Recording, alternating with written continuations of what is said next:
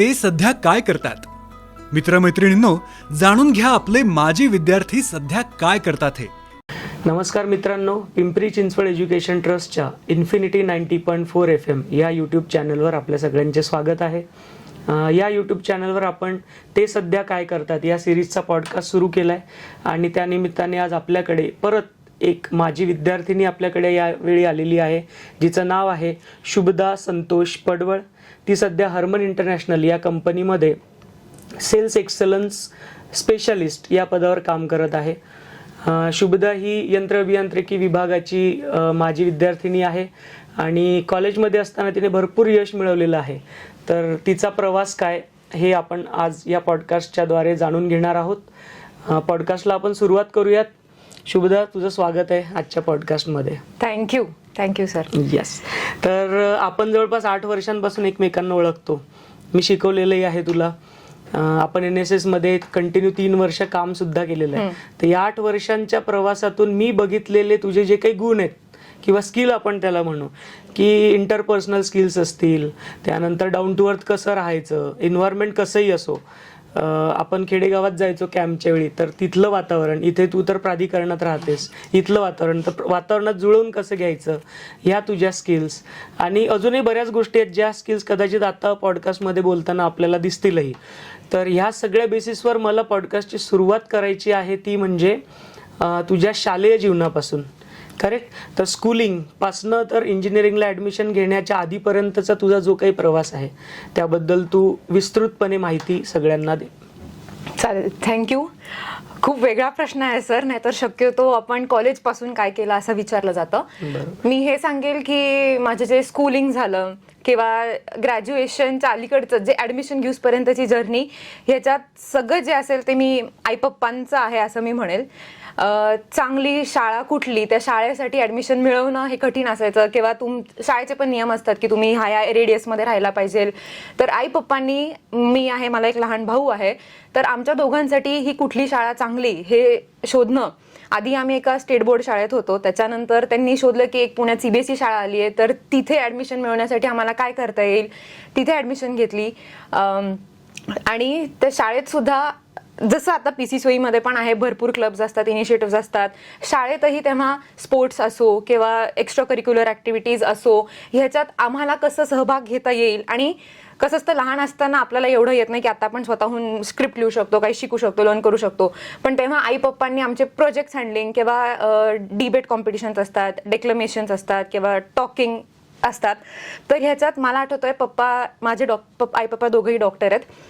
ते त्यांचं हॉस्पिटलचं सगळं संपलं, रात्री उशिरा येऊन पेशंट संपले, 10, 10:30, 11 व्हायचे. त्याच्यानंतर येऊन जे मला स्क्रिप्ट लिहून द्यायची असेल किंवा माझ्याकडून काही पाठांतर करून घ्यायचं असेल ते करायचे किंवा पहाटे उठून ते करून घ्यायचे की कर शुभदा. मला तेव्हा जरी कितीही त्रास झाला असेल तरी ते करत करत माझा तो टॉकिंग स्किल्स, जे तुम्ही इंटरपर्सनल स्किल्स म्हटलात किंवा कम्युनिकेशन स्किल्स म्हटलात, ते तेव्हापासून शाळेपासून आलेलं आहे.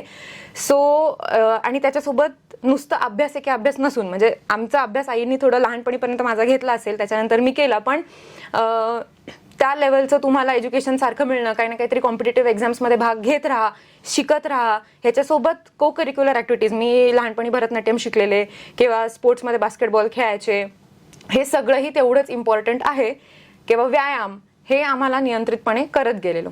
तर शाळेचं तर झालं, पण नंतर 11वी 12वीत सुद्धा तेव्हा इंटिग्रेटेड कन्सेप्ट आलेली की तुम्ही कॉलेज जरा कमी किंवा जास्त अभ्यास ओरिएंटेड असायचं. तर त्याच्यासाठी सुद्धा त्यांनी चांगले क्लासेस कुठले, माझं ॲप्टिट्यूड त्यांनी 2-3 ठिकाणी करून घेतलं की माझ्या पुढे काय स्किल्स असायला पाहिजे, डॉक्टर, इंजिनियर कसं व्हायला पाहिजे, असं सगळं काउन्सिलिंग करत करत आम्ही शेवटी PCSOE पर्यंत आलो आहोत. बरोबर.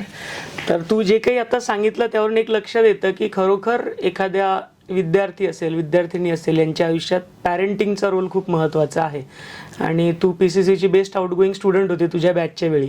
तर तेव्हाच आम्हाला कळलं होतं की बाबा, जर यश आपल्याला हवं असेल तर त्यामध्ये आपल्या सगळ्यांची मेहनत इंडिव्हिज्युअली, त्या मेहनतीसोबत असणारे आपल्याला गायडन्स आणि सगळ्यात महत्त्वाचं म्हणजे पॅरेंटिंग. आजच्या काळात तर पॅरेंटिंगचं खूप महत्त्व आलेलं आहे, कारण पुढची जनरेशन जी येणार आहे त्यांना असेच लोक घडवू शकतात ज्यांची स्वतःची पॅरेंटिंग चांगली झालेली असेल. तर you are on the right track. आणि ते प्रत्येक वेळी आम्ही सुद्धा अनुभवतोय. जेव्हा जेव्हा तू कॉलेजमध्ये काही कारणास्तव व्हिजिट करतेस, आपल्या विद्यार्थ्यांना गाईड करतेस, नुकतंच तू सेकंड इयरच्या इंडक्शनला सुद्धा बहुतेक येऊन गेलीस स्टुडंट डेव्हलपमेंट अँड वेलफेअरच्या ॲक्टिव्हिटीजबद्दल माहिती देण्याकरिता. तर पुढे जात असताना तुझा आता शाळेतला प्रवास 12वीपर्यंतचा तर आपण बघितला. तू एंट्रन्स एक्झाम दिली होती का, CET दिली होती की काय? सर आमच्या वेळेस JEE आलेलं की JEE आणि ॲडव्हान्स. बरोबर. तर तुझं PCCE मध्ये ॲडमिशन झालं आणि मेकॅनिकल ब्रांच तू घेतली. तर PCCE मधला तुझा प्रवास, PCCE मधल्या तुझ्या आठवणी किंवा PCCE मधून अशा काय गोष्टी तुझ्यासोबत तू आजही कॅरी करतेस किंवा त्या 4 वर्षात त्या गोष्टी माझ्यात इनबाईब झाल्यात आणि त्या आजही तू यूज करतेस, तर हा पूर्ण अनुभव PCCEचा आमच्या सगळ्यांना ऐकायला आवडेल. सर अख्खा पॉडकास्टच मी खरं म्हटलं तर PCCEच्या जर्नीबद्दल बोलू शकते.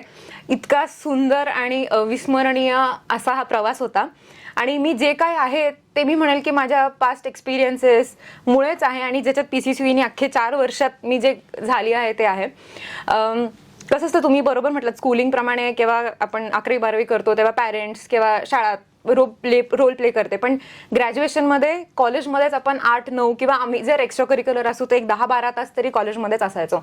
आणि पुढे पुढे तर आपण बोलूच कसं, पण मी स्टार्ट करेल मग मे बी फर्स्ट इयरपासून.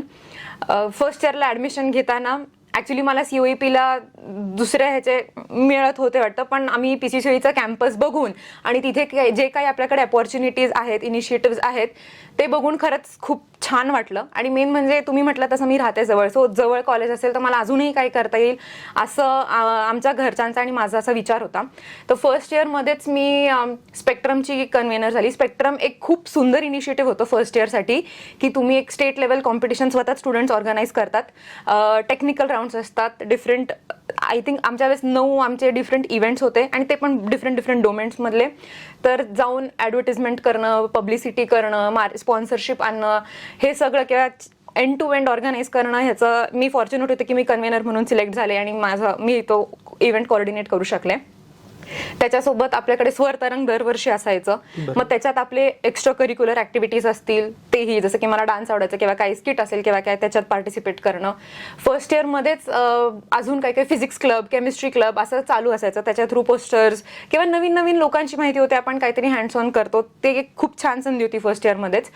सेकंड इयरला गेल्यावर आपलं डसॉल सिस्टमचं तेव्हा नुकतंच 3D PLM लॅबचं आपण इन्क्युबेशन करत होतं. त्याच्या थ्रू मिनी प्रोजेक्ट्सवर सतत काम करण्याची ती एक संधी मला मिळाली. आणि मेन म्हणजे मेकॅनिकल इंजिनिअरिंग मी चूज केलेलं कारण की मला हँड्स ऑन गोष्टी करायला आवडतात. सो कॉम्प्युटर समोर बसून डेस्क जॉब हे माझी पर्सनॅलिटी नाही आहे. तर तसंच सेकंड इयरपासूनच आपले जे डिफरंट इनिशिएटिव्ह आहेत, जसं लॅब असू किंवा तेव्हा आम्ही फ्रेंड्स मिळून एक QCFI आपल्याकडे क्वालिटी कंट्रोल फोरम ऑफ इंडियाचं एक पुणे चॅप्टर होतं, त्यांचं एक त्यांनी इनिशिएटिव्ह, त्यांचे कॉम्पिटिशन असते. तेव्हा सेकंड इयरमध्येच आम्ही भरपूर क्वालिटी कंट्रोलचे टूल्स शिकलो. त्याच्यावर प्रयोग, एक रिअल लाईफ कॉलेजचं प्रॉब्लेम सॉल्व्ह करण्याची संधी आम्हाला मिळाली आणि इतका छान अनुभव होता तो. त्याच्यासाठी आम्हाला गोल्ड अवॉर्ड पण मिळालेलं. आय थिंक त्याची ट्रॉफी अजून कॉलेजमध्ये असेल पण. आणि हाच विषय सर तुम्ही थर्ड इयरमध्ये आम्हाला MQC थ्रू शिकवलेला, त्यामुळे आम्हाला रिलेटही खूप छान करता आलं. माझा असा इच्छा तरी अशी होती किंवा माझा प्रयास असा होता की मी दरवर्षी अकॅडमिक सोबत 1 ते 2 अजून ॲडिशनल गोष्टी कराव्या, कारण की म्हणजे माझा स्वभावही तसा आहे आणि आपण जेव्हा जास्त करतो तेव्हा जास्त शिकतो पण. त्यामुळे मी हे ट्राय केलेलं की काही ना काहीतरी क्लब्स इनिशिएटिव्ह असावं. तर सेकंड इयरपासूनच NSSही आपल्याला आपण जॉईन करू शकतो, म्हणून आय थिंक सेकंड इयरलाच माझा फर्स्ट कॅम्प होता. आणि तिथून पण आपण समाजाचं किती देणं लागतं हे ऐकत असतो, पण जेव्हा आपण खरंच कॅम्पमध्ये जातो, काही ॲक्टिव्हिटीज करतो, तेव्हा कळतं की खरंच किती गरजेचं आहे. हा पण एक दृष्टिकोन असणं आणि आपण ही स्वतः येऊन काय करणं. तर NSS असू, ते टेक्निकल 3D लॅब असू, सब्जेक्ट्समध्ये असू, QCFI असू, हे सेकंड इयरचा प्रवास होता. ह्याच्यासोबत पॅरलली आपण म्हणतो मेकॅनिकल इंजिनिअरिंग, आणि जर आपल्याला उच्च शिक्षण घ्यायचं असेल तर जर्मनी हा छान देश आहे मेकॅनिकल इंजिनिअरसाठी, कारण की ऑटोमोटिव्ह हब आहे तिथे आणि कोर आहे तिथे. तर म्हणून ठीक आहे, संधी आहे, वेळ आहे, तर आपण का नाही शिकावं म्हणून मी जर्मन लँग्वेज शिकणं चालू केलं. ते पण आपल्या कॅम्पसमध्येच एक टीचर यायच्या किंवा अजूनही असतील देखील, तर तिथून मी जर्मन A1 लँग्वेज शिकणं सुरू केलं. हे 2nd इयरचं झालं. तसंच 3rd इयरमध्ये नेक्स्ट काय, तर आम्ही तिफनचं नवीनच SAEचं एक नवीन हे येत होती कॉम्पिटिशन, ॲग्रिकल्चरल बेस्ड. तर ती संस्था आमच्या बॅचनी तेव्हा आम्ही चालू केलं तो क्लब, आणि that was the first time PCCOEनी SAE टिफनमध्ये एंट्री घेतली. आणि त्याच्यात मी ट्रान्समिशन हेड म्हणून काम केलं. पॉवर ट्रान्समिशन आणि गाडीतलं सगळं ते बघणं माझं एक काम होतं, आणि त्याच्यासोबत बिझनेस हेड. ती एक खूप सुंदर संधी होती, कारण की आम्हाला जे आपलं प्रोडक्ट बनवतोय आपण ते कसं प्रेझेंट करावं, आपण बिझनेस म्हणून ते कसं मार्केटमध्ये न्यावं, त्यांनी काम कसं करावं, हे सगळं आम्हाला तेव्हा शिकायला भेटलं. तर त्याच्यासोबत माझं पॅरलली 3D PLMचं आपलं डिफरंट ॲक्टिव्हिटीज चालूच होते, गायरोबॉय बनवणं. आणि 3D PLM लॅब किंवा डसॉल्ट सिस्टमची जी लॅब होती त्याच्यातून एक इंटर डिसिप्लिनरी अप्रोच होता. नुसतं मेकॅनिकलचं नसून त्याच्यात आम्ही इलेक्ट्रॉनिक्स, IT, कम्प्युटर या सगळ्यांसोबत इंटरॅक्ट करून एक व्हेरी इंटिग्रेटेड प्रोजेक्ट बनवायचो, की लाईन ट्रेसर रोबोट असो, गायरोबॉय असो, की which is not only mechanical but everything. आणि 3rd इयरमध्ये ह्याच्यासोबतच आम्हाला डसॉल्ट सिस्टम्सचं सिलेक्शन झालेलं आहे का इंटर्नशिपसाठी. त्या इंटर्नशिपमध्ये आम्हाला त्यांनी एक नवीन सॉफ्टवेअर तेव्हा काढलेला 3D एक्सपिरियन्स. बहुतेक तो आताही कमर्शियली यूज केला जात असेल, कमर्शियली जास्त ते यूज होत आहे तेव्हा लॉन्च फेज मध्ये. हां, तर आय थिंक आम्ही त्याचा टेस्ट गिनी पिग्स असू किंवा काय, पण ते एकदम सुंदर अनुभव होता. नवीन सॉफ्टवेअर, आता आपण कटिया वगैरे रेग्युलरली कोर्समध्ये शिकतो किंवा काय, पण ते एक नवीन सॉफ्टवेअर युजर फ्रेंडली होतं. करताना छानच वाटलं, पण हेही कळतं की तुम्ही, म्हणजे त्या एक्सपिरियन्समधून मला कळालं की टेक्निकली मी जरी स्ट्रॉंग असले तरी ती माझी आवड नाही आहे. अकॅडमिक्स पण खूप चांगलं असेल, कोर कळतंय, सगळं कळतंय, पण डझंट मीन की that is what you love to do. So तो एक वेगळा अनुभव होता. आणि 3rd इयर संपल्यावरच KSB मध्ये मी इंटर्नशिप करत होते, तर त्याच्यात मी इंडस्ट्रियल इंजिनिअरिंगच्या डोमेनमध्ये होते, करेक्ट. तर शॉप फ्लोअर एक्सपिरियन्स, मशीनिंग कसं असतं, असेंब्ली लाईन कशी असते, मग नंतर पॅकेजिंग वगैरे, किंवा इव्हन थर्ड पार्टीज असतात, तर तुमचे सप्लायर वेंडर रिलेशनशिप, हे सगळं बघण्याची संधी मला तेव्हा मिळाली.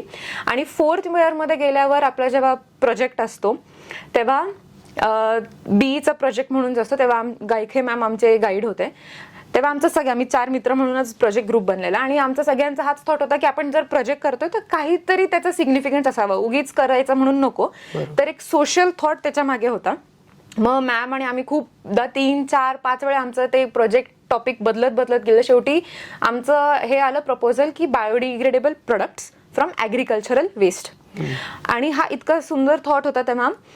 त्याच्यावर इम्प्लिमेंटेशनही आम्ही करता हेही कळत गेलं.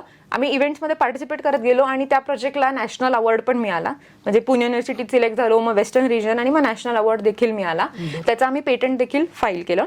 आणि ह्या सगळ्यात पॅरलली प्लेसमेंट ड्राईव्हही असतात, तर त्याच्यातही मला फर्स्ट राऊंडमध्येच किंवा 4th इयरच्या स्टार्टमध्येच प्लेसमेंटही होऊन गेलं. सो ते ओव्हरऑल PCCOE मी म्हणेल जेवढे अनुभव सांगता येतील तेवढे कमीच आहे.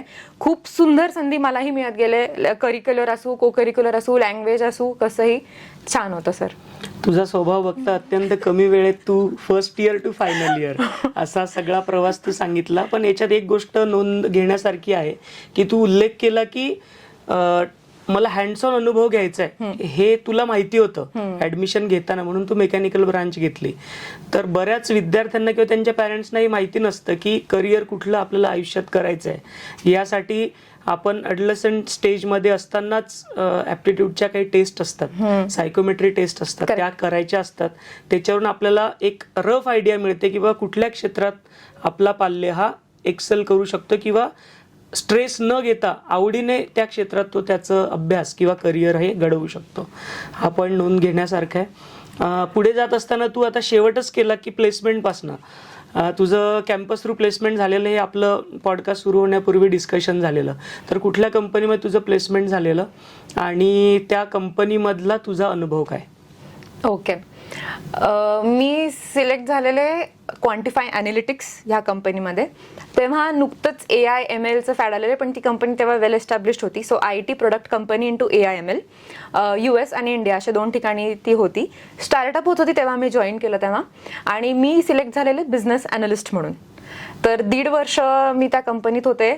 आणि तेव्हा तो माझा फ्रेशर म्हणून जॉब होता. तर जेव्हा आपण कंपनी जॉईन करतो फ्रेशर, तर युजली प्रत्येक कंपनीमध्ये थोडं ट्रेनिंग पिरियड असतो, ऑनबोर्डिंग असतं, की तुम्हाला, कारण की कशातच तुम्हाला एक्सपिरियन्स तसा काहीच नसतो.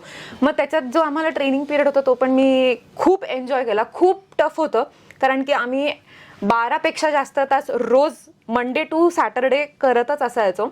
आणि त्याच्यात म्हणजे आता प्रत्येक जण काय शिकतो त्याच्यावर आहे, म्हणजे आपला दृष्टिकोन त्याच्यावर खूप मॅटर करतो. पण तेव्हा आपल्याला संधी असते की आपण जास्त लोकांसोबत इंटरॅक्ट करायची, काय काय ऑपॉर्च्युनिटीज कंपनीमध्ये आहे ती एक जाणून घ्यायची आणि तसे तुम्ही रिलेशन्स बनवणं. But at the same time आपण जेव्हा फ्रेशर असतो, एक बॅचलर असतो, तेव्हा आपल्याला जास्त वेळ असतो गोष्टी करून बघायला. तर मी स्टार्ट केलेलं बिझनेस अनालिस्ट म्हणून. तर त्याच्यात 2-3 भाग असतात की गो टू मार्केट, तुम्ही ॲक्च्युली जाऊन मार्केटमधून बिझनेस डेव्हलपमेंट करणं, किंवा दुसरं असतं बॅकएंडला क्लायंटशी हँडल करणं आणि टेक्निकल इनपुट्स ह्या दोघांचं ब्रिज म्हणून काम करणं. तर मी प्रोजेक्ट मॅनेजमेंटच्या ह्या कामात होते आणि त्याच्यात client handling plus technical team handling हा माझा रोल होता. त्याच्यातही बरंच शिकायला गेलं की तुमचं कम्युनिकेशन कसं असावं, एक प्लॅनिंग कसं करावं प्रोजेक्टचं, रिसोर्स मॅनेजमेंट ही कशी असावी, आणि with that presentation skills, documentation हे किती इंटिग्रल आहे कुठल्याही प्रोजेक्टसाठी किंवा कंपनीसाठी, हे मला तिथे अनुभवता आलं. बरोबर. तिथला अनुभव तू सांगितला, पण तिथे चांगलं काम करण्यासाठी तुला काही स्किल्स लागले असतील, त्याचा उल्लेख तू first year to final year काय काय कामं केलेत अपार्ट फ्रॉम अकॅडमिक्स हे तू सांगितलं. पण काही अशा टॅप केलेल्या काही गोष्टी आहेत की इम्पॉर्टंट टू टिक, की जर मला कुठली कंपनी म्हटलीस क्वांटिफाय अनालिटिक्स मध्ये मला चांगलं परफॉर्म करायचं आहे, सर्व्हाइव्ह करायचं आहे, तर ह्या 2-3-4 स्किल्स आहेत ज्या मला खूप कामात पडल्या. ठीक आहे. ऍक्च्युली मी म्हणेल सर, क्वांटिफायसाठी सोडून सुद्धा बाकी कुठलीही कंपनी असू दे ह्याच्यासाठी मी सांगेल की एक आहे MS ऑफिस. खूप बेसिक वाटतं आपल्याला, पण आपण नुसतं वर्ड बनवतो ते इनफ नाहीये. Most underrated software. Correct, most underrated, आणि every company uses MS office. MNC असू, शॉर्ट म्हणजे SME असू, कुठलीही कंपनी असू, हे टूल्स बेसिक आहेत. नुसतं PPT स्लाइडवर इन्फॉर्मेशन टाकणं आणि बुलेट्स पॉईंट देणं हे इनफ नाहीये. तुम्ही त्याच्यात इलुस्ट्रेशन्स कसे आणता, त्याच्यात ॲनिमेशन्स म्हणण्यापेक्षा ॲटलिस्ट तुम्ही कंटेंट प्रेझेंटेबल आहे का, किंवा जेव्हा आपण स्लाइड बदलतो ते फॉन्ट बदलतात, तुमचं अलाइनमेंट हलतं, हे खूप साध्या गोष्टी असतात. पण इंटिग्रल असतं की तुम्हाला ते टूल्स नीट वापरता यायला पाहिजे. इव्हन जेव्हा आपण वर्ड डॉक्युमेंट बनवतो त्याच्यात font size, font format, guide, margins, template flow, एकदा नंबर वापरला एकदा बुलेट वापरला असं करून चालत नाही.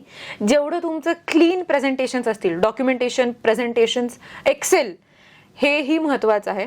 युजली एव्हरी कंपनीमध्ये हे एक्सेल पण आपण कुठल्याही माहितीसाठी किंवा तुमच्या इन्फॉर्मेशन, क्लायंट्स, पर्सनल वर्कसाठी एक्सेल तेवढंच इम्पॉर्टंट आहे. त्यामुळे हे MS ऑफिस येणं अत्यावश्यक आहे. त्याच्यासोबत मी म्हणेल सेकंड, आता जसं आपण कोविडपासून म्हटलं की जास्तच ग्लोबल ऑनलाईन वर्ल्ड झालंय, तर त्याच्यात जरा कोलॅबरेटिव्ह टूल्स असतात.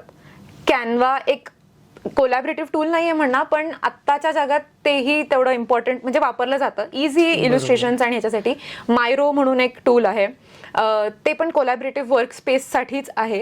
हे खूप साधे आहेत, असं नाही की ह्याच्यात तुम्हाला वेगळं काही शिकायला लागतं, पण हे जरा तुम्हाला माहीत असलेलं खूप छान आहे की कुठल्याही फेजमध्ये कुठेही तुम्ही एक ईज आणू शकता वर्कमध्ये, असं मी म्हणेल. आणि ह्याच्यासोबत पॅरलली हे जरा टेक्निकल स्किल्स झाले आणि ते चेंजही होतील ॲज पर युअर डोमेन. पण नॉन टेक्निकल किंवा इनटँजिबल मी म्हणेल की तुमची कम्युनिकेशन स्किल्स हे खूप जास्त इम्पॉर्टंट आहेत. बरोबर.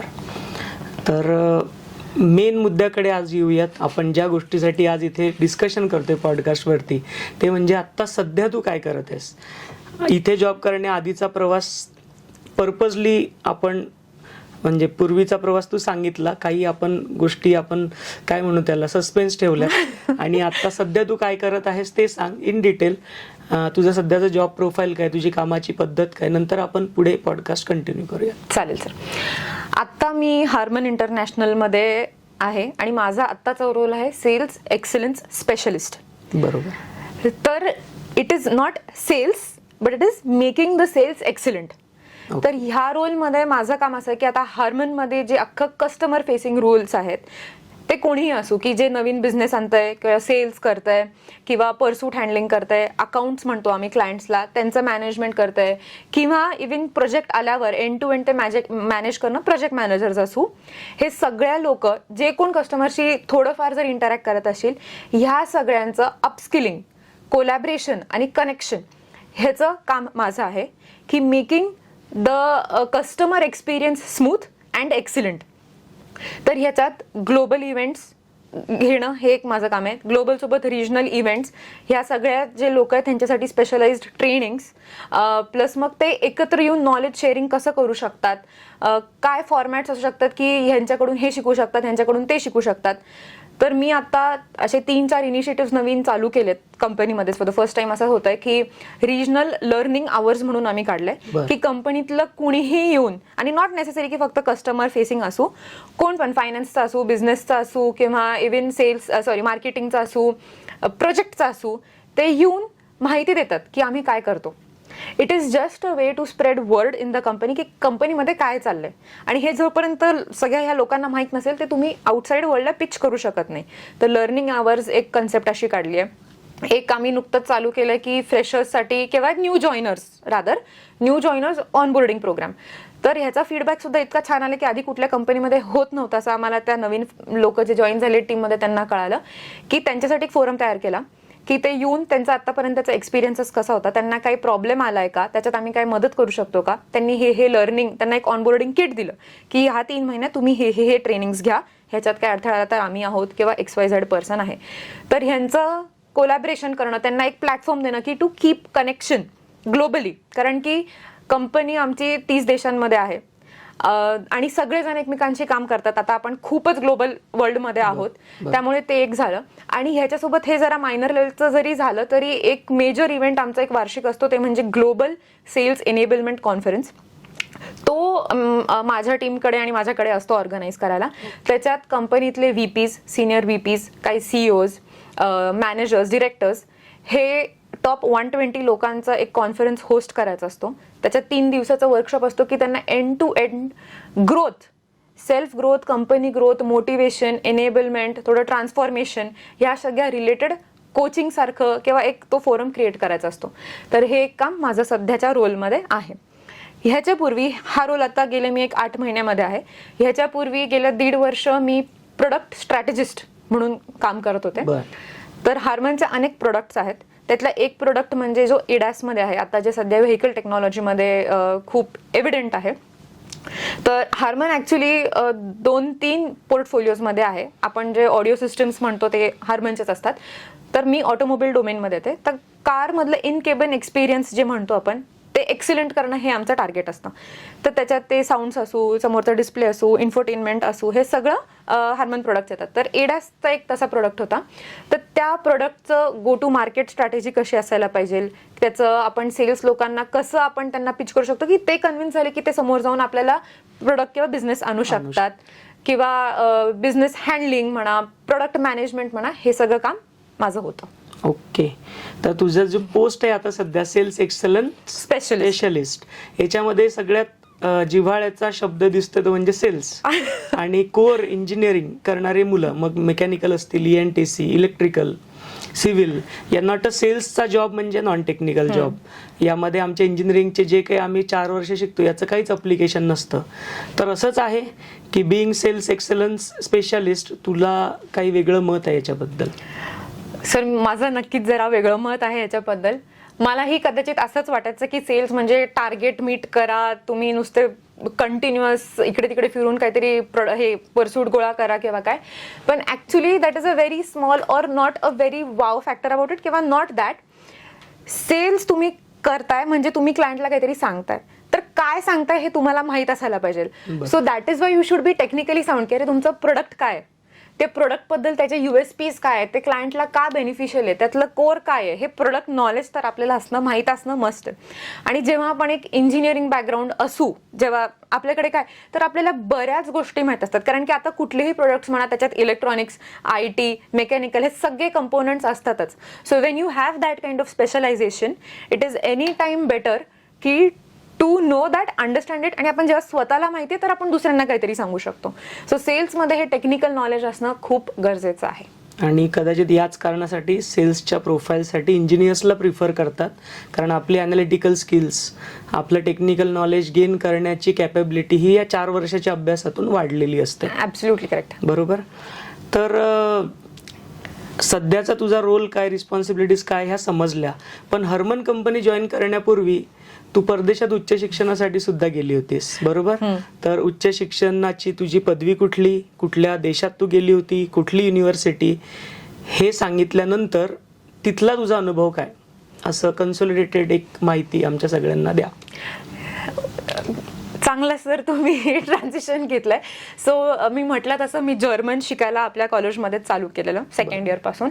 तर अगेन एव्हरी इयर एक लेवल मी करत गेलेले. तर B1 पर्यंत इथे मी शिकलेले, आणि मी क्वांटिफाय पण जॉईन केलेलं की ठीक आहे लँग्वेज शिकले ठीक आहे, पण जॉब पण मिळालाय तर करून बघूयात काय त्याच्यात. आणि तो जॉब पण असाच होता की मला आवडेल असा, not technical product. Me business analyst म्हणून काम करत होते, पण बॅक ऑफ द माइंड कुठेतरी असतं ना की आपण अकॅडमिकली चांगलो आहोत किंवा थोडं पुढचं शिकायला काय हरकत आहे, आणि शिकायला मला आवडतं. त्यामुळे एकदा एका आमच्या फॅमिली फ्रेंडचा किंवा माझ्या बहिणीचाच रादर फोन आला की अगं तुझ्या मास्टर्सचं काय झालं. मग मला लक्षात आलं एकेकाळी मला मास्टर्स देखील करायचं होतं, तर मी का थांबले. आणि म्हणून मग मी परत एकदा बघायला घेतलं, जरा लोकांशी बोलायला घेतलं. जर्मन तर माझ्याकडे होतंच. मग आपण काय काय एक्झाम्स असतात, आपण जे म्हणतो IELTS असू किंवा GRE असो, पण फॉर्च्युनेटली मला ज्या युनिव्हर्सिटीजमध्ये अप्लाय करायचं होतं त्याला GREची तेव्हा मस्ट नव्हती. तर त्यामुळे मी त्याप्रमाणे डॉक्युमेंटेशनही चालू केलं. जे काही ट्रान्स्क्रिप्ट लागतात, काय काय फॉर्म्स लागतात, डॉक्युमेंटेशन ते केलं. आणि मेन म्हणजे मी ॲप्लिकेशन्स केलं 6 युनिव्हर्सिटीजमध्ये. त्यातले 2 होते जे टेक्निकल युनिव्हर्सिटीज असतात. तर आपल्याकडे जसे IITs NITs असतात तर तसंच त्यांचे टेक्निकल युनिव्हर्सिटीज असतात. तर एक होती बर्लिनची आणि एक होती म्युनिकची. आणि फॉर्च्युनेटली मला सगळ्यांचे ॲडमिट आले टेक्निकल म्युनिक सोडून, कारण की त्यांची प्रोसेस लेट असते. पण जेव्हा टेक्निकल म्युनिकसाठी मी ॲप्लिकेशन ते लास्टलाच सुरू होतं केलं, तर 5 दिवसात मला त्यांचं ॲडमिट आलं. त्यांची प्रोसेस टफ असते, कारण की तुम्हाला एक रिसर्च पेपर लिहावा लागतो, एक सायंटिफिक एसे लिहायला लागतो, आणि त्याच्यासोबत तुमचं CV जरा एका वेगळ्या फॉर्मॅटमध्ये लागतं की तुम्हाला सेल करायचं असतं. So it is not only academics, you have to tell about other things as well. So fortunately TU म्युनिकचं मला तेव्हा ॲडमिट आलं. आणि TU म्युनिकमध्ये मास्टर्स इन मॅनेजमेंट असं माझं ग्रॅज्युएशनची डिग्री आहे, विच इज रफली 4 to 5 सेमिस्टर्स. आपण जसं इंटर्नशिप्स करतो त्याच्या पुढे मागे. आणि तेव्हा माझे सब्जेक्ट्स खूप सुंदर होते असं मी म्हणेल, आणि आपण जे इलेक्टिव्स घेतो त्याच्यातही फरक पडतो. तर माझे core electives international business, strategy, marketing, change management ह्याच्यात होते. आणि ॲडिशनली ऑन्ट्रप्रिनरशिप मी एक्स्ट्रा क्रेडिट्स म्हणून घेतलेले, कारण की माझी स्वतःची इच्छा तशी आवड आहे रादर, आणि कॉलेजपासूनही मी ते करत होते. तर ह्याच्यासोबत मला एक संधी मिळालेली की मी इंटरनॅशनल एका एक्सचेंज प्रोग्रामसाठी अप्लाय करू शकत होते. ते अप्लाय केल्यावर मी IIT पवईचं एक ऑप्शन दिलेलं, आणि मी सिलेक्टही झाले. तर एक सेमिस्टर अब्रॉड म्हणून किंवा एक एक्सचेंज सेमिस्टर म्हणून होतं, तेव्हा मी एक सेमिस्टर IIT पवईला होते. तो देखील खूप सुंदर अनुभव होता. आणि ह्या प्रोसेसमध्ये देखील कसं आहे की आता 2 वर्ष आपण नुसतं अभ्यास करूनही चालत नाही, आपण एक्स्ट्रा काहीतरी करायलाही पाहिजे, जसं की इंटर्नशिप्स किंवा काय, कारण की नवीन देश म्हटल्यावर आपण स्टार्ट फ्रॉम स्क्रॅच करताना थोडा अनुभव घेतलेला कधी चांगला. तर मी तिथे पहिली एक इंटर्नशिप करत होती स्लोवेनिया, दुसऱ्या देशात होती ती, पण चालत होतं रिमोट, आणि जेव्हा इव्हेंट्स होते तेव्हा मी जायचे. तेव्हा मी तिथे बिझनेस ट्रान्सफॉर्मेशनचं काम केलं, किंवा ते कंपनी इन्क्युबेशन म्हणून जास्त काम करायची. स्टार्टअप्स आणि इन्व्हेस्टर्सचं ब्रिज बनवून थोडं त्यांना एनेबलमेंट वगैरे करायची. तर ते होती फर्स्ट. आणि सेकंडली मी सेकंड जी इंटर्नशिप होती ती हार्मनमध्ये होती. तर तेव्हा माझा ॲक्च्युली हार्मनचा प्रवास सुरू झाला, आणि मी सिलेक्ट झालेले प्रोडक्ट मॅनेजमेंट अँड स्ट्रॅटेजी ह्याच्यात डोमेनमध्ये. आणि त्या स्ट्रॅटेजीवर रिलेटेड माझं जास्त काम होतं, ज्याच्यात अजूनही मी तेच धरून पुढे चालत आलेली आहे. म्हणजे तुझी MS ची internship is converted into your current job role. Correct. बरोबर. तर जवळपास 20-21 वर्ष तू भारतामध्ये शिक्षण घेतलंस. जर्मनीमध्ये 2 वर्ष कदाचित तू शिकली असणार, राहिली असणार. तर या 2 देशातल्या शिक्षण पद्धतीमधला तुला काय फरक जाणवतो? खूप फरक आहे सर, आणि चांगला प्रश्न विचारला ॲक्च्युली. कारण की आपण जे शिकतो आपल्याला खूप अवघड वाटतं, आणि असेल देखील, पण आपल्याकडे स्पून फीडिंग हे कल्चर खूप जास्त आहे. की शिक्षक सांगतील तेच सिलेबस असतो किंवा हेच प्रश्नावळी असतात किंवा हाच फॉर्मॅट असतो. पण ह्याचा एकदम उलटं मला जर्मनीत अनुभव आला. शिक्षक येऊन लेक्चर घ्यायचे, पण जाऊन सेल्फ स्टडी करणं हे खूप अत्यावश्यक होतं. कारण की लेक्चर फक्त दिवसातून 2 तास 3 तास असायचा, पण उरलेला वेळ आम्हालाच रेफरन्स बुक घ्या किंवा काहीतरी नवीन बघा, बेकार त्याच्यातून शिकायला लागायचं. तर self centred learning was more integral in Germany, whereas in India it was very different.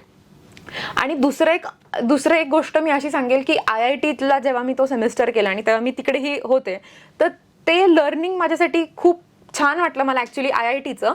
कारण की मी म्हणेल ज्या 6 महिन्यात जेवढे मी एफर्ट्स घेतले ना, इथे 3 सेमिस्टर मी तिकडे तेवढे एफर्ट्स घेतले असतील. त्याकडे कसं असतं की केस स्टडीज, प्रोजेक्ट्स, क्विझेस, असाइनमेंट्स हे जनरल आहे की सारखं काही ना काहीतरी आपल्याकडे करायलाच असतं. प्रोजेक्ट असेल, प्रोजेक्ट वर्क असू, मॉडेल्स असतील किंवा काय. तर ह्याच्यातून मला वाटलं की मी जास्त शिकले, रिअल मार्केट नॉलेज हे गेन केलं. हा जरा फरक आहे. So Germany is a very core research oriented, whereas India is a more service based. आपलं जसं आपण म्हणतो इंडिया सर्व्हिस बेस्ड कंपनी, तर we are known for that. So managing stuff quickly किंवा getting things done. So hands on thing जास्त मला इंडियात शिकायला भेटलं. बरोबर. तिथला तुझा being a student of MS आणि तिथली सोशल लाईफ, कारण आता इथे असताना आपण पावसाळा सुरू झाला की गड किल्ले वगैरे एक्सप्लोर करतो, फिरायला जातो मान्सून सीझन मध्ये. तसं तिकडे काही एक्सप्लोर केलंय तू जर्मनीमध्ये? खूप जास्त सर. मला फिरायला खूप आवडतं. आणि अगेन आपण जे पॅरेंटिंग पासून बोललो ना सर, माझ्या आजी आजोबा खूप फिरायला त्यांचं असायचं की वार्षिक 1-2 ट्रिप्स काहीतरी व्हायला पाहिजे, कुठे ना कुठे ते आई पप्पांना घेऊन जायचे, पप्पा आणि फॅमिली. तसंच आमचे पप्पा देखील आहेत की त्यांना फिरायची आवड आहे किंवा काही ना काहीतरी सतत करायची आवड आहे. तर तसंच गुण माझ्यातही उतरलेत की घरी बसून राहणं हे शक्य आम्हाला होत नाही. सो तसंच मी जर्मनीतही एव्हरी वीकेंड जवळची काहीतरी सिटी असेल किंवा जर लॉंग वीकेंड असेल तर देश तिथे जरा जवळ आहे आणि आपण ट्रॅव्हलही इझिली करू शकतो, ओव्हरनाईट जर्नी असतील किंवा काय. तर दरवेळेस मी कुठे ना कुठेतरी जाऊन येण्याचा हा प्रयोग असायचा माझा, आणि केलं पण आहे तसं.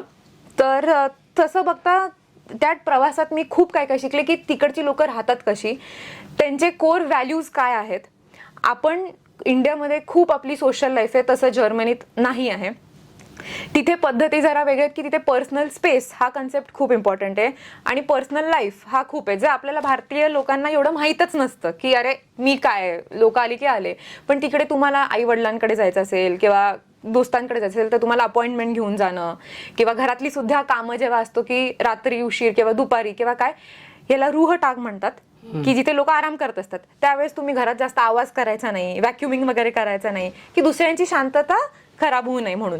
तर अशा जरा छोट्या छोट्या गोष्टी असतात. पण आणि तो खूप सिव्हिलाइज्ड नाही म्हणणार मी, civilised is a very different word, पण व्हेरी स्ट्रक्चर्ड आणि डिसिप्लिन देश आहे. तर माझ्यासारखी माझी जी पर्सनॅलिटी आहे की मी खूप एक्स्ट्रोवर्ट आहे, सोशल आहे, की साधं बसमधून आपण कुठेही पटकन उतरू शकतो, रोड कुठूनही क्रॉस करू शकतो, या अशा छोट्या छोट्या गोष्टी तिकडे करणं खूप अवघड जातं. त्यामुळे असं कल्चरल डिफरन्स, बिहेवियरल डिफरन्स पण बराच जाणवला. अच्छा, ठीक आहे. बऱ्यापैकी तुझ्या जॉब रिलेटेड, MS रिलेटेड आपण गप्पा केल्यात. आता तुझ्या छंदांकडे येऊयात. असे काही छंद आहेत जे तू जोपासतेस लहानपणापासून किंवा आता काही आवड निर्माण झालेली, असं काही आहे? मला नाचायला खूप आवडतं. So dancing is very close to my heart. लहानपणीपासून जसं आपण परत सर पॅरेंटिंगच म्हणेल मी, मला आईने त्या भरतनाट्यम क्लासला असं लावलेलं. आय थिंक 1 वर्ष मी खूप जबरदस्तीने जायचे, कारण की एक आयत्त म्हणून आम्ही पोझिशन म्हणतो की ज्याच्यात आपल्याला गुडघे आणि पायावर खूप स्ट्रेन येतो. एका पोझिशनमध्ये खूप वेळ उभं राहून करायचं असतं ते नृत्य. तर खूप पाय दुखायचे, हे व्हायचं. आता सेकंड स्टँडर्डच्या मुलीला ते खेळणं सोडून 1-2 तास हे डान्समध्ये जरा जास्त वाटायचं. पण त्याच्यात मला 1 वर्षानंतर फर्स्ट प्राइज मिळालं. मग मला त्याच्यात जरा इन्सेंटिव्ह मिळाल्यासारखं आणि आवड निर्माण अजून व्हायला लागली. तर भरतनाट्यम हे मी एक 8 वर्ष शिकली आहे, त्याच्या परीक्षा देखील दिल्यात. आणि अगेन घरात आमचा हे डान्सिंग प्रकार असतो, तर आमच्याकडे फॅमिली ओरिएंटेड पण आम्ही कुठे ट्रिपला गेलो तर नाच गाणी होत असतात. तसंच मी अजूनही असं फुल फ्लेज डान्सला जाऊन काही करणं होत नाही, पण जसं जमेल तसं ऑफिसमध्ये आम्ही कधीतरी काय इनिशिएटिव्ह असेल तर डान्स करतो, किंवा काय असेल गरबा इव्हेंट घेतला किंवा काय आता म्हणता येते की तू एक चालू कर थोडं मिनी झुंबा टाईप्स किंवा एक क्विक एनर्जायझर सारखं, तर ते इन प्रोसेस आहे. पॅरलली फोटोग्राफी मला आवडते, पण मी म्हणेल ॲबस्ट्रॅक्ट फोटोग्राफी. तर लोकांचे फोटो काढण्यापेक्षा काहीतरी वेगळा अँगल, सीनचा असू, नेचरचा असू, किंवा इव्हन आर्टिफॅक्ट, जॉग्रफी वगैरे अशा काही गोष्टी असतील तर हे मला करायला आवडतं. ह्याच्या व्यतिरिक्त रीडिंग मी खूप करायचे लहान असताना, शाळेत वगैरे. ग्रॅज्युएशन नंतर ते जरा सुटलं, पण आता मी परत चालू केलंय. आणि ऍक्च्युली ह्याच्यासाठी सर मी आता ऑफिसला बसनी जाते, कारण की मला एक अर्धा तास तरी मिळतो ज्याच्यात मी पुस्तक वाचू शकते.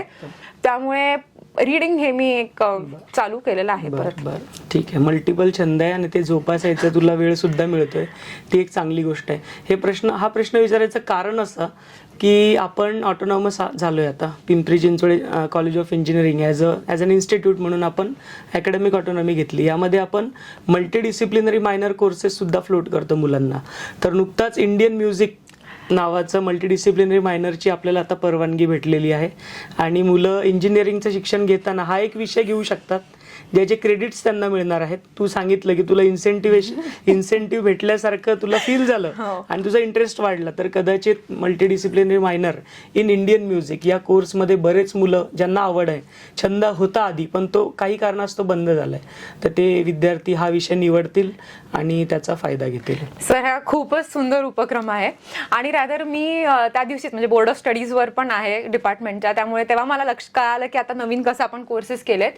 आणि मी तेव्हाच सांगत होते की सर असं मला वाटतं की मी आत्ताच्या काळात ऍडमिशन घ्यायला हवी होती, कारण की ज्या प्रमाणात PCCOत इनिशिएटिव्ह, क्लब, जी काय संधी देतोय आपण, कारण की आमच्या वेळेस इंटर्नशिपसाठी आम्हाला 15 दिवस मॅक्झिमम 1 महिना एवढंच अलाउड होतं. पण आता I think student 3 months 6 months internship घेऊ शकतात. तर माझा टाइम जरा चुकला सर ऍडमिशन घ्यायचा. नाही, आजकाल विद्यार्थ्यांना त्यांच्या स्किल्स एन्हान्स करण्यासाठी भरपूर फ्लेक्झिबिलिटी आणि स्कोप आपल्या अकॅडमिक ऑटोनॉमीमधून आपण देत असतो, ऑब्व्हियसली नियम पाळून. बरोबर. तर पुढे जात असताना आपलं जे काही डिस्कशन झालं यावरून तुझा 5 वर्षांचा अनुभव ओव्हरऑल झालेला दिसतोय, ज्यामध्ये तू फॉरेनमध्ये जाऊन आली, शिक्षण घेतलंय, करिअर पण आता तुझ्या आवडीच्या क्षेत्रामध्ये करत आहेस. तर सध्या तुला इंडस्ट्रीचा ट्रेंड काय दिसतोय आणि सध्या जी मुलं इंजिनिअरिंग करतायत, फायनल इयरला असतील किंवा शिकत असतील, 2nd, 3rd फायनल इयरची विद्यार्थी, यांनी हा ट्रेंड ॲडॅप्ट करण्यासाठी किंवा टॅप करण्यासाठी काय करायला पाहिजे असं तुला वाटतं? सर की change is the only constant, हे एकदमच सत्य आहे. मशीन्स म्हणजे आधी आपण काहीतरी छोटे छोटे मशीन्स असायच्या, त्या मोठे मशीन्स आले, त्याच्यात डेव्हलपमेंट आली आणि आता जसं तुम्ही म्हणताय तसं पुढचं इंडस्ट्री ट्रेंड हा AI/ML कडे आपण बघतोच आहे. तर जसं जसं बघू तसं काम, टेक्निकल काम असो किंवा काय, हे जास्त रोबोट सेंट्रिक किंवा इव्हन मशीन सेंट्रिक होईल. तर ॲज सच आपण जे मॅन्युअल लेबर वर्क होतं ते त्या रेशो प्रमाणे कमी कमी होत जाईल. तर इव्हेंच्युअली जे आपले कंपनीज किंवा करिअर जे असेल ते मी म्हणेल की मशीन तर कामं करतील, तर तुमचा काय रोल असेल त्यासाठी आपण तसं असायला पाहिजे की you are adaptable to any industry. आणि when the company is moving towards machine centric things, it is important that we understand that people ला व्हॅल्यू करणं जास्त इम्पॉर्टंट आहे. कारण की मशीन तर काम करतंय, मग तुम्हाला का कुणी ठेवायला पाहिजे? तर you should have your on USP आणि you should have those people skills. तर पीपल स्किल्समध्ये मी काय म्हणेल की व्हेरी सिम्पल, आपण असं वागावं की दुसऱ्यांनी आपल्याशी तसं वागताना आपल्याला चांगलं वाटायला पाहिजे. सो बेसिक फिलॉसॉफी की treat others as the way you want to be treated. आणि कसं आहे की मी आता नुकतंच SPPUला एक सेमिनारला बोलवलेलं मला, तर मी तेव्हाच लिडरशिप 5.0 बद्दल टॉक दिला आणि पर्सनल स्ट्रॅटेजी कशी असायला पाहिजे. तर लिडरशिप आता इव्हॉल्व्ह होत गेली आहे. आता हायरार्की कमी आणि लॅटरल जास्त मूव्ह झालंय. तर तुम्ही पिअर्स म्हणून जास्त काम करता, तर ते मायक्रो मॅनेजमेंटचं गेलंय काम. तर आता तुम्ही एक ह्युमन टू ह्युमन टच किंवा नेटवर्किंग ह्याच्यावर जास्त भर दिला जातो. तर त्याच्यातच इंटरपर्सनल स्किल्स, तुमचं टीमवर्क, एम्पथी, ॲक्टिव्ह लिसनिंग, ह्या सगळ्या गोष्टी खूप मॅटर करतात. So basically soft skills. तर आता मी सगळ्यांना हेच सांगू इच्छिते की तुम्ही जास्त ॲज अ पर्सनल डेव्हलपमेंट जास्त करा देन नुसतं अकॅडमिक और व्हेरी टेक्निकल स्किल्स. कसं की over period of time technicals can be replaced, change will come आणि ते तुम्ही जसं जसं टाइम येईल तसं अडॅप्ट करूच शकता. पण जे ह्युमन सेंट्रिक स्किल्स आहेत ते तुम्ही मस्ट आहे कुठल्याही आता जगात सर्व्हाइव्ह करण्यासाठी. ह्युमन सेंट्रिक स्किल्स या part and parcel of life आहे, त्यामुळे दररोज शिकण्याच्या त्या गोष्टी आहेत, त्यासाठी कुठले कोर्सेस अवेलेबल नाही आहेत. That's correct. तर तुझ्याशी डिस्कशन करताना असं लक्षात आलं की तुझ्याकडे भरपूर इंटरपर्सनल स्किल्स आहेत, तर या इनबाईब आहेत ऑलरेडी की ह्या डेव्हलप झाल्यात over the certain period of time or over the period of your experience? Sir मी म्हणेल की काही गोष्टी फॅमिली थ्रूच येतात किंवा आपण लहानपणीपासून बघत येतो तर तसं घडत जातो. तर हे सोशल किंवा एक्स्ट्रोवर्टचे स्किल्स आहेत ते मी लहानपणीपासून बघत आली आहे, त्यामुळे तसं आहे. पण विथ टाइम जसं मी म्हटलं की तुम्ही डिफरंट इनिशिएटिव्हमध्ये भाग घेत जाता तर तुम्हाला कळतं की अरे हेही करायला पाहिजे, तेही करायला पाहिजे, किंवा कम्युनिकेशन तुमचं डेव्हलप होतं जेव्हा तुम्ही स्पीच कॉम्पिटिशन्स, डिबेटमध्ये भाग घेता. तर तेच लहानपणी मला आई पप्पांनी नाही का सारखं कशा ना कशा तरी भाग घे करत तुमचं स्टेज कॉन्फिडन्स वाढत जातो, किंवा लोकांशी बोलण्याचं एक तुम्हाला कळतं की कसं बोलायला पाहिजे, काय नाही बोलायला पाहिजे, तर ते कम्युनिकेशन पार्ट तसा डेव्हलप होतो. जेव्हा तुम्ही आता मी प्रोफेशनल लाईफमध्ये जेव्हा मूव्ह झाले तेव्हा कळत गेलं की नेटवर्किंग शिवाय ऍक्च्युली ग्रोथला पर्याय नाहीये. बरोबर. तुम्हाला पण नेटवर्किंग सुद्धा नुसतं हाय हॅलो असं नाहीये, तर तुम्हाला थोडं एम्पथी डेव्हलप करायला पाहिजे. तुम्ही त्यांच्याशी काय वागताय, कसं वागताय, आणि सपोर्ट करणं खूप गरजेचं आहे. उद्या मी कोणाचं काम केलं तर माझं कोणतरी काम करेल. तर आणि टीमवर्क हे खूप इम्पॉर्टंट आहे, कारण की आत्ताचं जग म्हटलं तसं जर मशीन सेंट्रिक होतंय तर तुमचं कोलॅबरेटिव्हच वर्क जास्त येतं. ती टॉप डाऊन अप्रोच मूव्ह होऊन आता side to side lateral approach झालाय, तर तुम्हाला पिअर्स सोबत काम करणं मस्त आहे. तर ते पीपल मॅनेजमेंट स्किल्स मी हळूहळू शिकत गेली, आणि तुम्ही म्हणता तसं रोज शिकण्याचीच गोष्ट आहे आणि ती न संपणारी गोष्ट आहे. तर हे लर्न करत चाललीच आहे. पुढचा प्रश्न, तुझ्यामध्ये कुठल्या कोअर व्हॅल्यूज आहेत, किंवा आता जे इंजिनियर्स आहेत किंवा जे होतील तयार यावर्षी पुढच्या वर्षी, त्यांच्याकडे कुठल्या कोअर व्हॅल्यूज असायला पाहिजे ज्या व्हॅल्यूजवरती not only in India but in any part of the globe an engineer or as a human being who is having engineering degree can survive? Sir याचा एकच माझा मोटो असतो, treat others the way you want to be treated. एकदम simple. जर मला माझ्याशी असं कोणी काय केलेलं आवडणार नाही तर मी दुसऱ्यांशीही तसं करायला नाही पाहिजे. So basically karma plays a big role. काही करा ते कोणी ना कोणी कधी ना कधी अनुभवतच. बरोबर. सो कोर व्हॅल्यूज एक कुठेही घेऊन जाण्यासारखं आहे की रिस्पेक्ट द अदर पर्सन, कारण की even that is a human, a person with some emotions, with some thoughts, with some understanding. आणि दरवेळेस जसं तुमचं मत आहे तसं समोरचं मत नसू शकतं. There are different point of views and every one has a own story. तर जज न करता just try to listen to them, कारण की listening plays a very important role in any kind of connections. कोणालाही आवडतं की शेअर करावं, पण शेअर करताना कुणीतरी ऐकायलाही पाहिजे. सो हे core values I would say की कुठेही काम करत तुम्ही बाहेर जरी गेलात तरी being kind and respectful will earn you the same respect. So आणि असं नाही आता आपण भारतात आहे तर आपण काही कसंही वागतो, कसंही काही करू शकतो, पण कुठे दुसरीकडे असताना मदत लागतेच.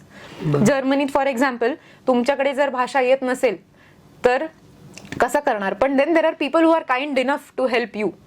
So such things matter a lot असं मी म्हणेल. Apart from the values which you pointed out, मला वाटतं पेशन्स पण एक गोष्ट आहे जी आजच्या काळात खूप जास्त महत्वाची आहे. कारण या स्क्रीन टाइम, टेक्नॉलॉजी, सोशल मीडियामुळे पेशन्स नाही राहिलेत लोकांकडे, आणि ते आपल्या लाईफमध्ये खूप जास्त कॉन्ट्रीब्यूट करतात to get something or to lose something, है ना? Absolutely correct sir. येस. तर पॉडकास्टमध्ये पुढे जात असताना इंजिनिअरिंगच्याच विद्यार्थ्यांशी ओरिएंटेड आपण डिस्कस करत असतो. काही मुलं ज्यांना इंजिनिअरिंग करायची आवड आहे, इच्छा आहे, ते पण आपला पॉडकास्ट बघतात. तर तुला काय वाटतं की काय मिथ्स आहेत इंजिनिअरिंगबद्दल एंट्री करण्याच्या आधी मुलं जे विचार करतात किंवा जे इंजिनिअरिंग आता करतायत आणि त्यांच्या डोक्यात काही प्रश्न असतात की अरे हे आहे म्हणजे हे बरोबरच आहे, कदाचित ते चुकीचं असेल. तर असे 2-3 मिथ्स तुझ्या मते काय असायला पाहिजे असतील मुलांना? एक तर मी स्वतःच्याच ह्याच्या अनुभवातून सांगू शकते की आपल्याला वाटतं की आपला करिअर प्लॅन हा माहीत असायला पाहिजे. अच्छा. माहित असणं उत्तम गोष्ट आहे. आधीच सगळं प्लॅन असायला पाहिजे. आधीच सगळं प्लॅन असायला पाहिजे. आपली 10 इयर्सची अशी स्ट्रॅटेजी असायला पाहिजे, आणि कुठल्याही करिअरमध्ये जरी जाऊ किंवा काही करत असताना हे सगळं आपला प्लॅन रेडी असायला पाहिजे. बरोबर.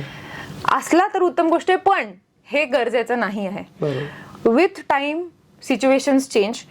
आपण काही गोष्टी करताना आपल्यालाच कळतं की अरे हे चांगलं असूनही मला त्याच्यात मजा येत नाहीये. तर you can not always be sorted. So having a perfect plan does not exist because change is again inevitable. It happens. Secondly मी म्हणेल की टॉपर्स गेट एव्हरीथिंग. तुम्ही टॉपर असलास तरच तुमचं चांगलं होतं हे असं नाहीये. तुम्ही टॉपर असून किंवा अकॅडमिकली चांगलं मेंटेन करणं हे गरजेचंच आहे, पण त्याच्यासोबत तुम्ही बाकी काय करता हे खूप इम्पॉर्टंट आहे.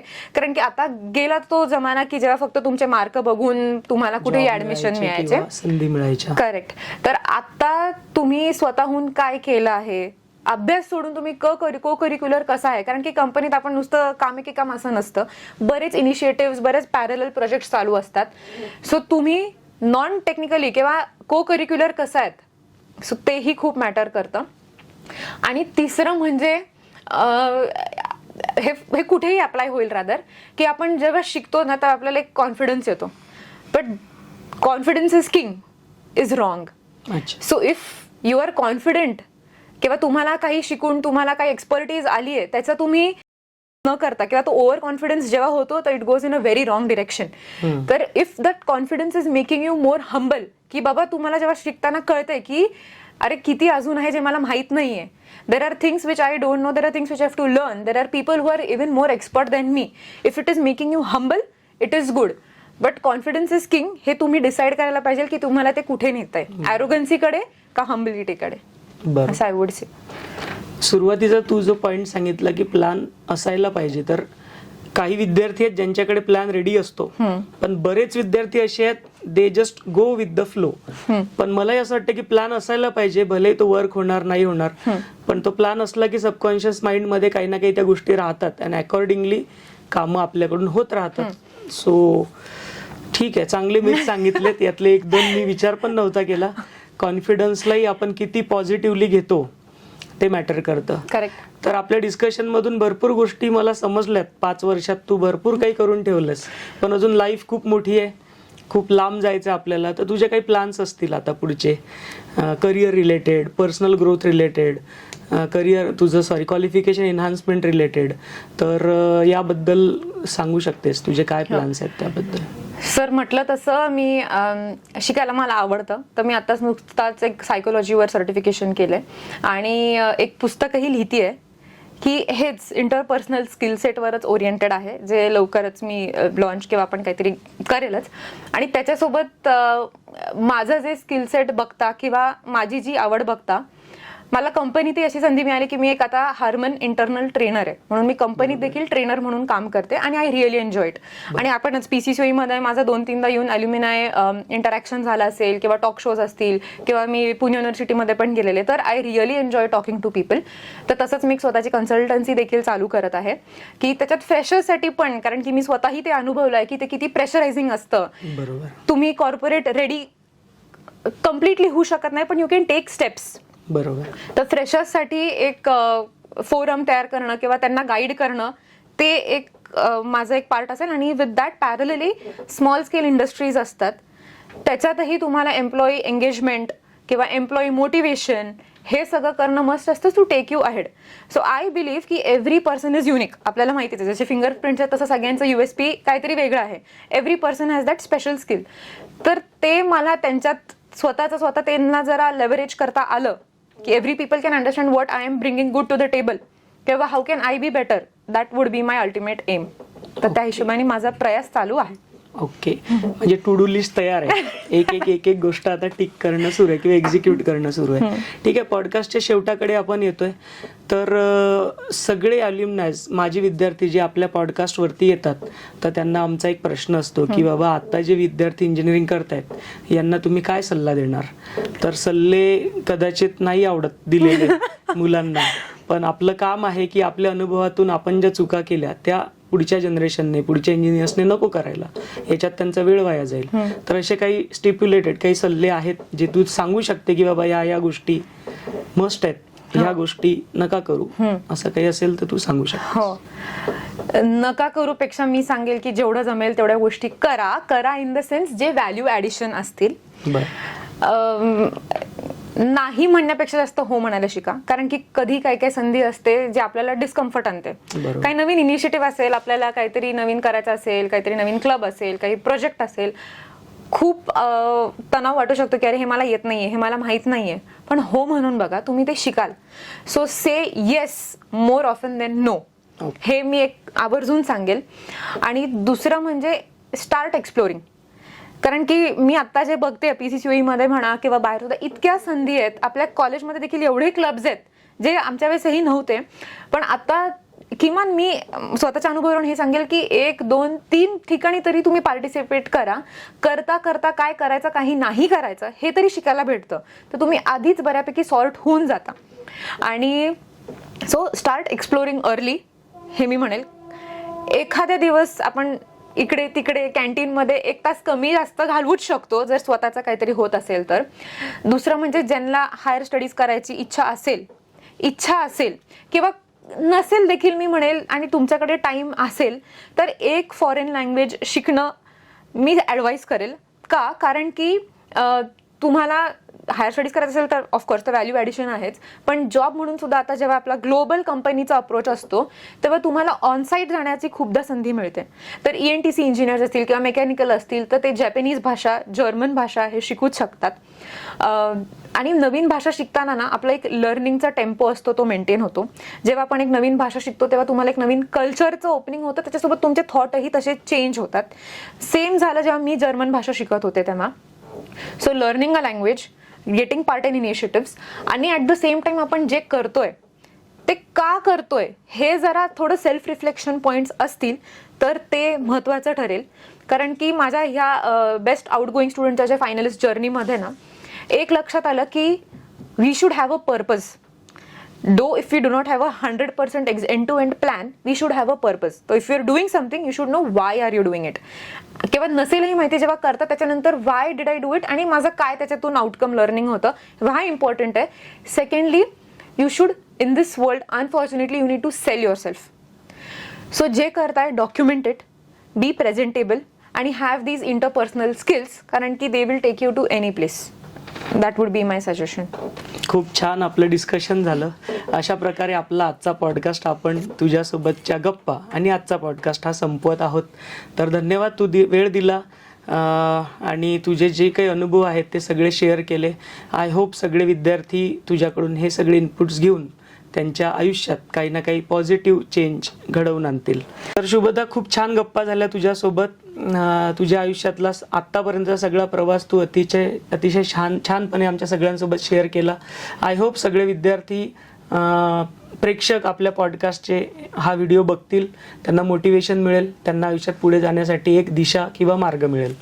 तर धन्यवाद, तू वेळ दिला आज या पॉडकास्टला येण्यासंदर्भात. सर ॲक्च्युली मी म्हणेल धन्यवाद तुम्हालाच. आणि कारण की मला ही संधी दिलीत आणि बोलवलं, कारण हे एक्सपिरियन्स शेअरिंग खूप इम्पॉर्टंट होतं. आम्हाला आमच्या सिनियर्सनी काय काय ज्यांच्याकडून ऐकलं ते आम्हालाही बरंच शिकायला मिळालं. आणि PCCOE has always been a home to me. It has made me what I am today. So I will always be grateful to PCCOE, people like you, professors like you and all around for shaping the future of the country and the world tomorrow. Thank you so much. Yes, thank you. असेच नवनवीन podcast आम्ही आपल्यासारख्या प्रेक्षकांसाठी घेऊन येणार आहोत.